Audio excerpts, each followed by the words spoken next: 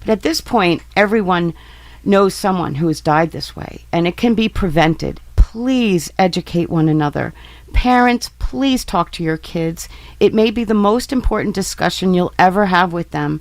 Fentanyl has flooded the street drug supply. One pill can forever end a person's life. One pill can kill.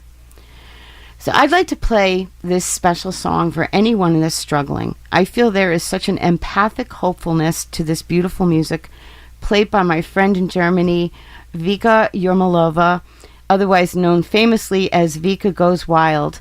So this is for everyone out there. Here's Vika's piano arrangement of Pink Floyd's Comfortably Numb.